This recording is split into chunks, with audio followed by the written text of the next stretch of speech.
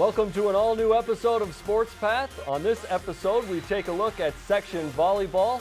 But before that, we watch the highlights of Mahtomedi taking on SMB in the Section 4 5A Championship football game. Finally, we sit down with some players from the Mahtomedi tennis team to talk about their historic upset against the Dyna. You won't want to miss it. All that and more on this episode of Sports Path.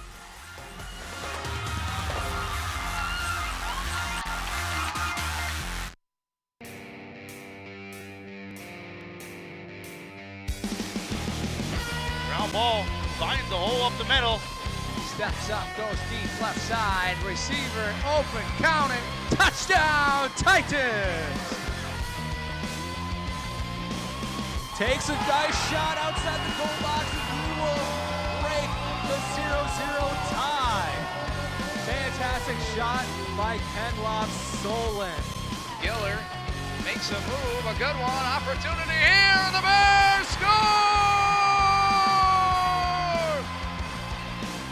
The Bears strike first. He's at the 40. He's down to the 30, the 20, 10, 5, touchdown, Jalen Fry. Why not? What a beautiful run. Maureen there fights her off the puck. Opportunity here, another sit, and a goal! Second chance effort for the Pioneers. Put the icing on the cake, if you will, Michael. Go down and got to the outside and said good evening and good night.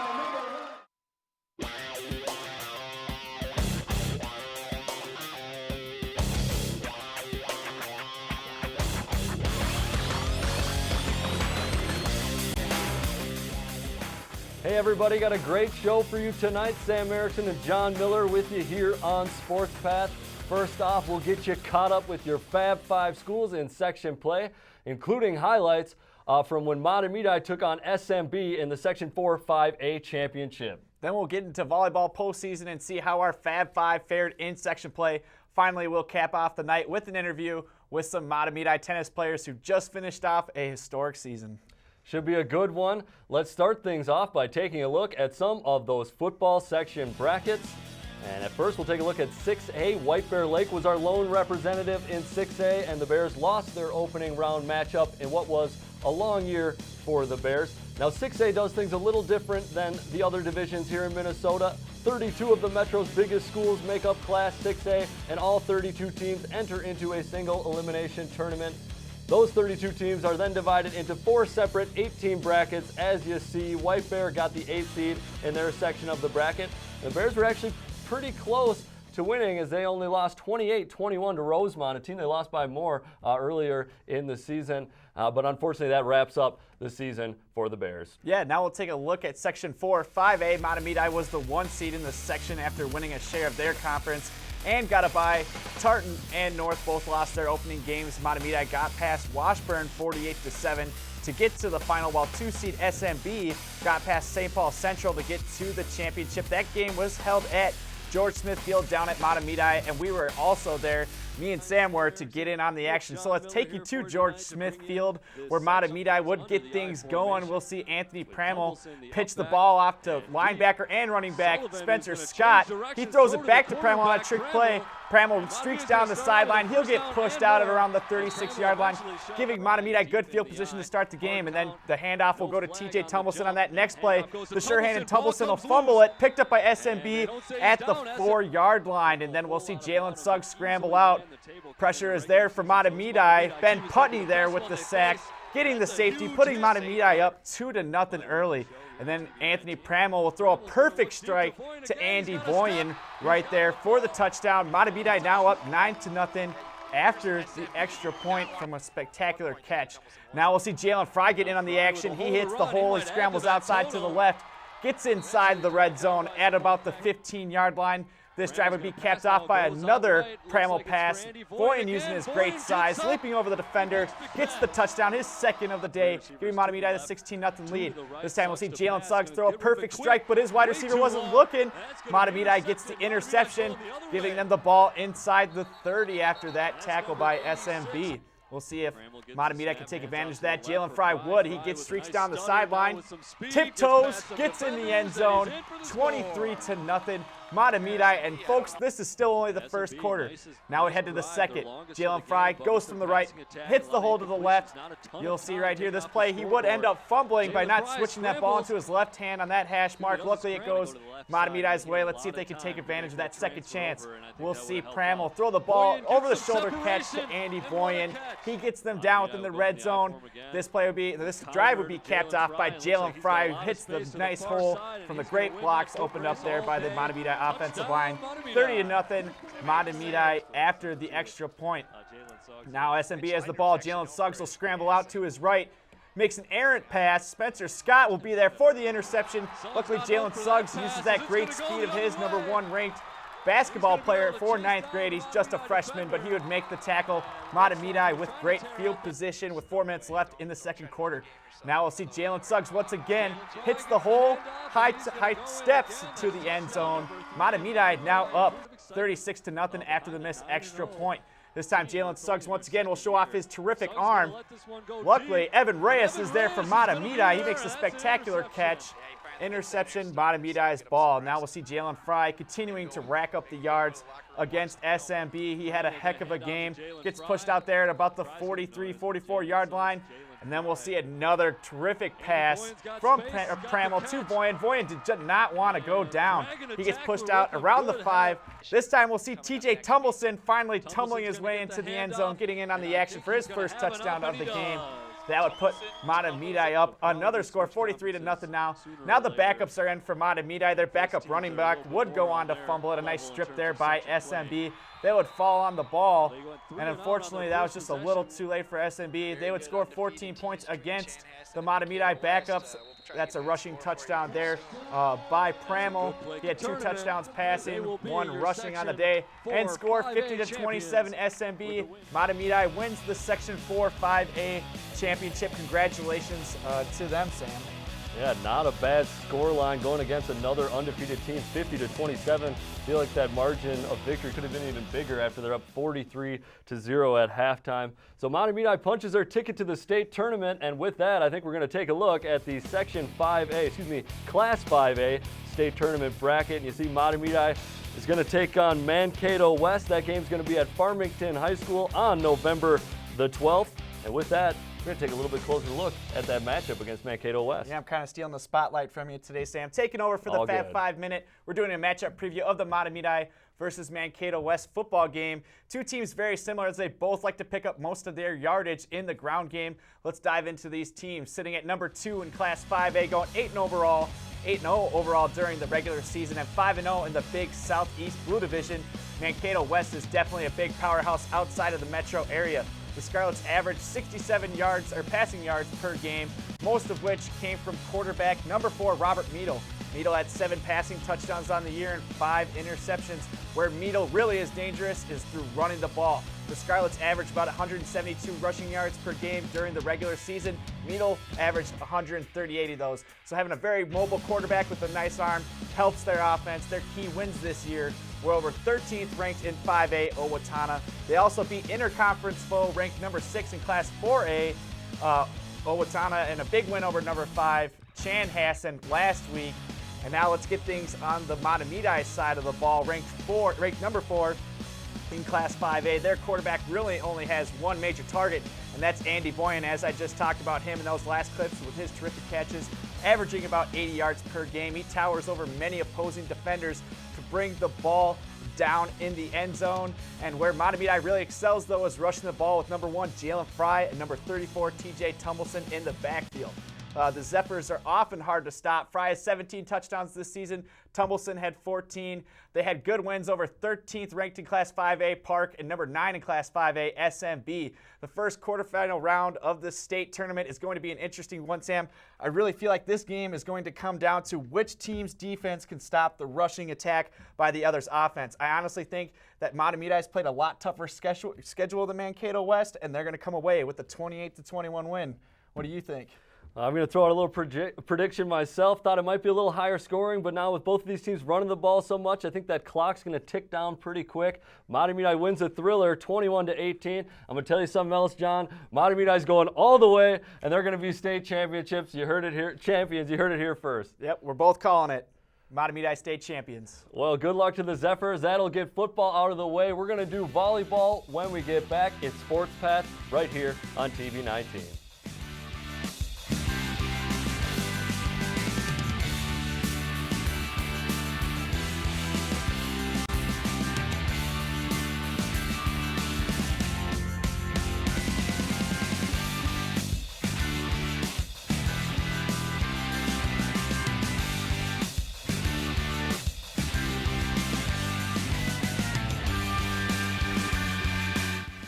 Take a good look at yourself. Oh, yeah. Check that smooth backside. No, really, check it. If you're a man over 50, you're in the group most likely to develop skin cancer, including melanoma. When detected early, skin cancer is highly treatable. Check yourself out and find someone else to help. A message from the American Academy of Dermatology.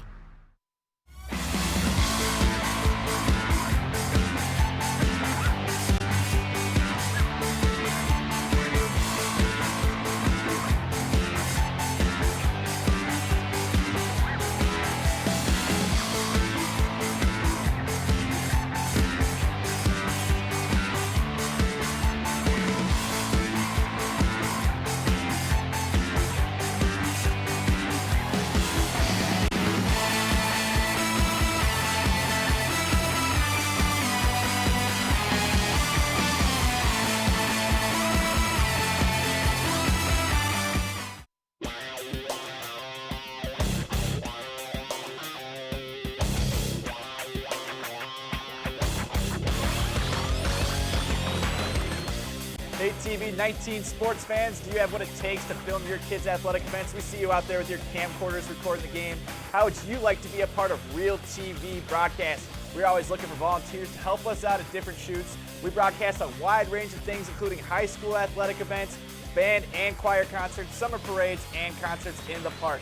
All you have to do is call Arlen Becker at the contact info located on the screen, and he could be a part of this Real TV. Best part, no experience necessary. That's right, John. Thank you. Welcome back, folks, and thanks for joining us. John Miller and Sam Erickson here. Well, we got our football coverage out of the way, so now we're going to take a look at volleyball.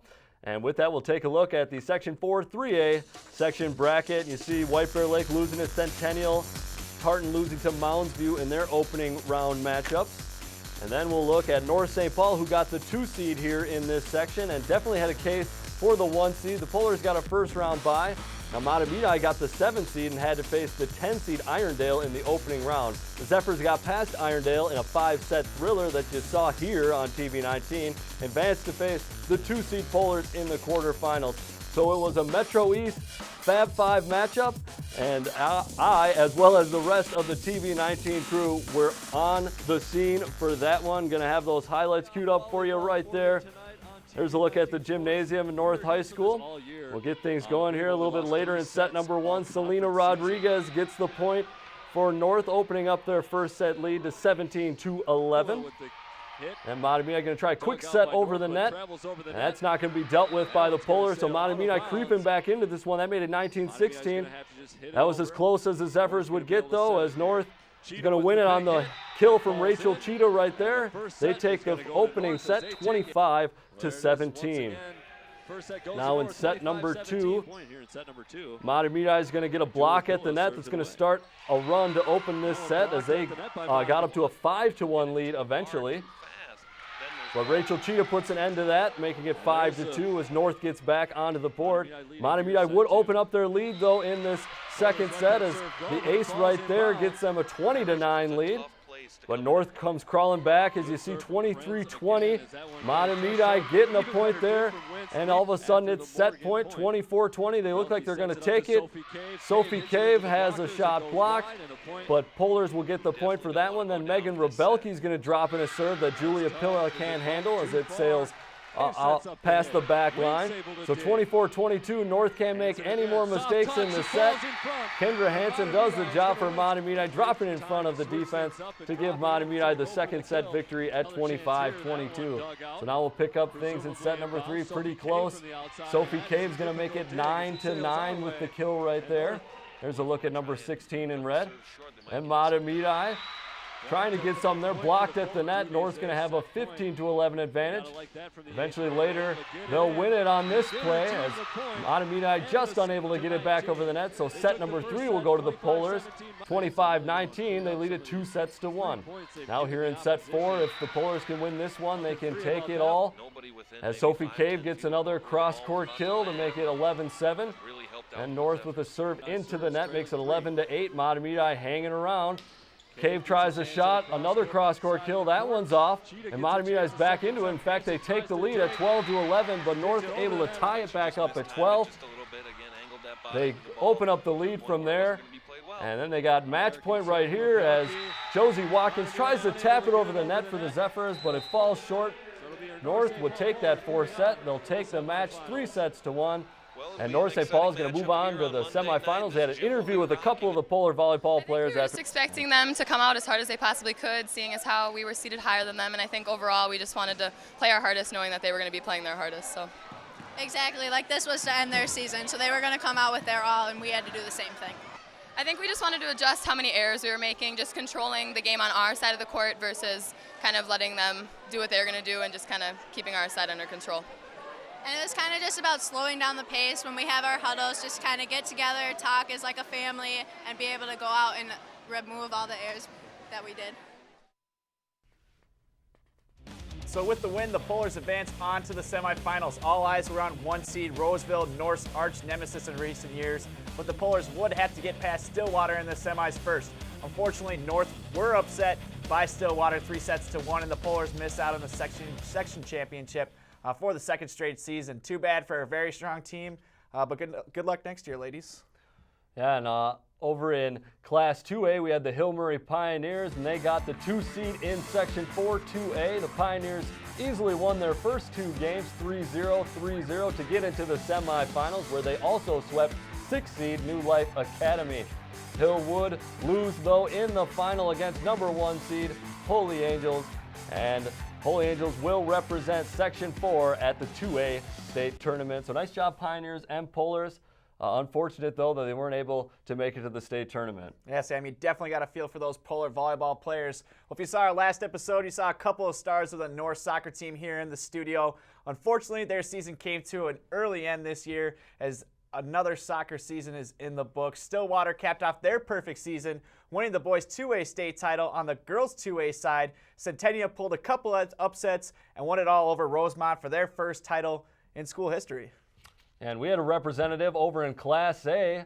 Hill Murray got the 4 seed in the A state tournament and took out number 5 seed Waconia 1-0 in their opening round thanks to freshman Catherine Schindler's second half goal. The Pioneers lost to 1 seed Benilde St. Margaret's in the semis 3-2, but Hill did get a place in the 3rd place game, which they won 3-0, with Schindler scoring a couple more goals. Catherine Schindler scored in all 3 of the Pioneers games at state. And congratulations to Hill Murray on finishing in 3rd place. Yeah, congratulations. All right, folks, it's that time again for our male and female Fab 5 Athletes of the Week. For the male athlete of the week, I had to go with 2 players from Mahtomedi football who were outstanding. We covered them earlier. We have senior number 7 quarterback Anthony Pramel and senior wide receiver number 9 Boyan. These 2 had a great connection all last game against SMB. Pramel throwing some perfect passes, Boyan making spectacular over-the-shoulder catches using his big body as well to leap over defenders. Now let's go over to the female athletes of the week. I had to go with our guests in the studio today. We have the Mahtomedi girls tennis team who took down a perennial powerhouse and then went on to win the state tournament. Sam will fill you in with all that, especially in the next interview coming up after the next commercial break. So stay tuned to hear what those girls have to say. Yeah, great job, John. More importantly, great job to our athletes of the week. Well, as you said, we'll chat it up with some of those Mahtomedi tennis players after the break. This is Sports Path. Stay tuned.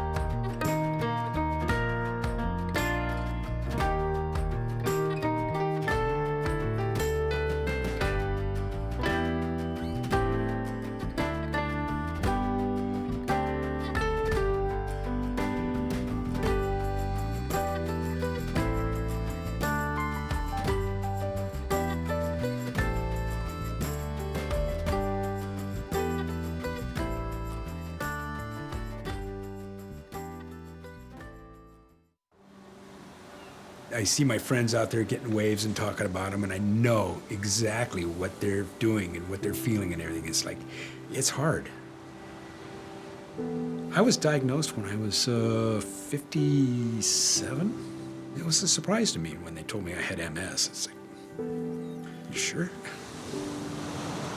Well, the idea is this is a 360-degree virtual reality camera rig. Steve hasn't been able to ride a wave in way too many years, so now I'm going to ride a wave and we get to share it with him. Well, we're going to do something. Just put that on your head. Whoa. Oh, this is unreal. Coming up, coming up, coming up. Boom. Nice. Nice. This is fantastic. Yeah, let me set it up and you get into the Set it up. ride. Let's do that again.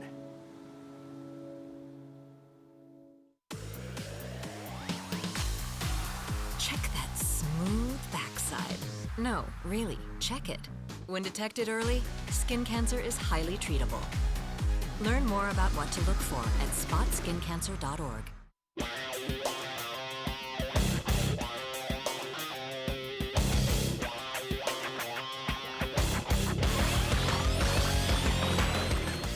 Welcome back, TV19 sports fans. If there's some big games out there that you would like us to cover, we are always accepting requests to cover your Fab 5 athletic events. All you have to do is suggest a game for us to cover. All you have to do is contact us through our Facebook page. Go to facebook.com/TV19 Sports and message us to let us know which games you want us to cover. While you're at it, take a look at the great content we post that page, and now we'll send you over to Sam. All right, welcome back once again to Sports Path. We are now over in Studio B, just across the hall, for a very special interview. If you have watched the news recently, you probably saw the Matamidi girls tennis team as they upset Edina in the state tournament. And joining us here, we have Sarah, Lexi, Maggie, Aaron, and Emily. I got that right, girls? Yes. All right, sweet, nice. All right, so we're just going to have a couple questions. Got three captains on my left, a couple of doubles partners on my right. We're going to start with the captains. Emily, I guess I'll start with you. I know you had a new coach this year with Kathy Alex. What was it like playing for Coach Alex? Was there any noticeable differences when you first started the season? Yeah, there's a couple noticeable differences. Going back from our old coach, he was very, he gave hard high fives to us during changeover, so that was a big difference. But Kathy is more strategic, and she really, really focuses in on what you need to be doing to win this match and strategy-wise of how you should play the player, and if plan A doesn't work out, then go to plan B. Very nice. All right, well, so you had the new coach coming into the season. Lexi, any goals change, or did you have any different goals going into the season, or is it kind of the same mission? I think it's been kind of the same mission for the past few years. We've known it's going to be a tough road to get there, and the last few years we've kind of been, not disappointed, but we've definitely known that we could have a better outcome. So I think this year we really knew that we were going to be able to do it, so we just had to execute. And Maggie, so did that goal include going to the state tournament? Yes, definitely. I think in our section play, we had it was a tough match, but not like, we knew that we had the talent to beat them. So I think, again, it was just executing and then so that we could get to the state tournament. Yeah, and I believe you guys swept Mounds View in that section tournament, if I'm not mistaken, to get to the state, where you were seeded 5th out of 8 teams. Not sure how you felt about that, but you did beat Prior Lake in your opening game.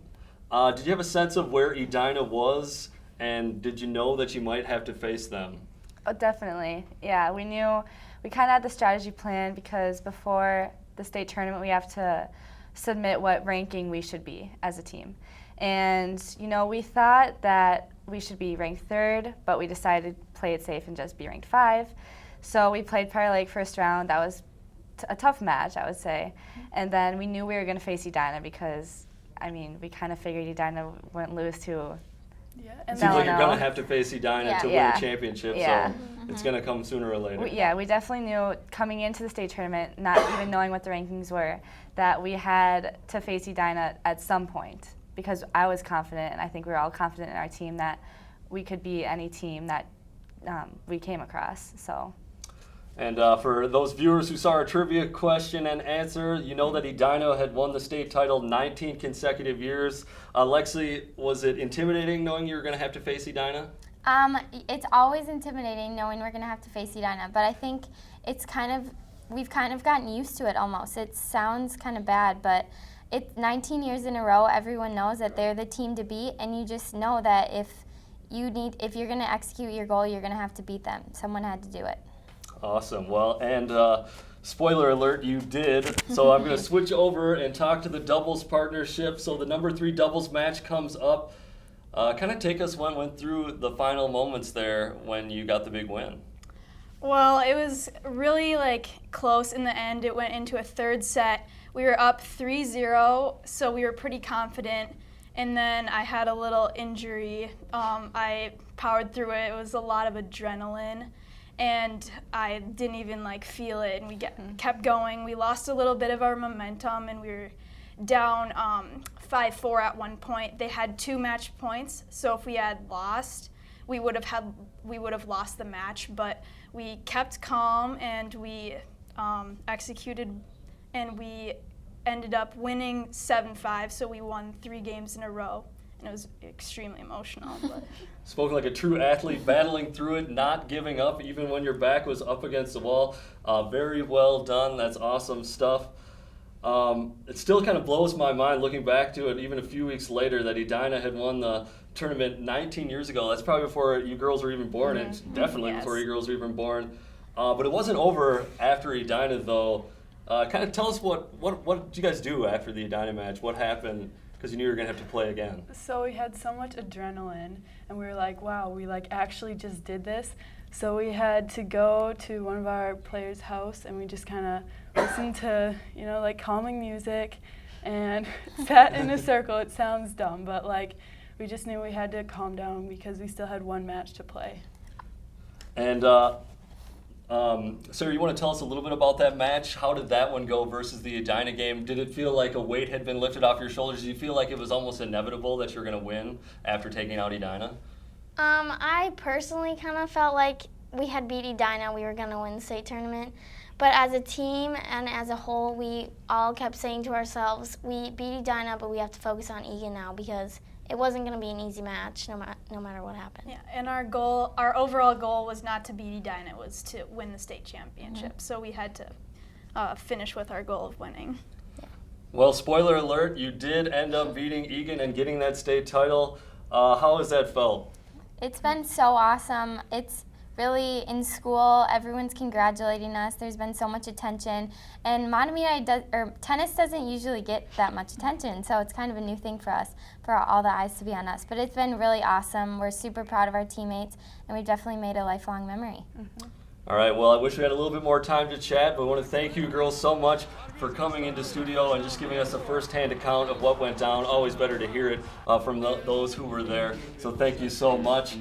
Well, we want to thank everyone for watching. For Sam Erickson and John Miller, everyone else here at TV19, want to thank you again for watching Sports Path, and we'll see you next time. He's got a step, he's got the ball.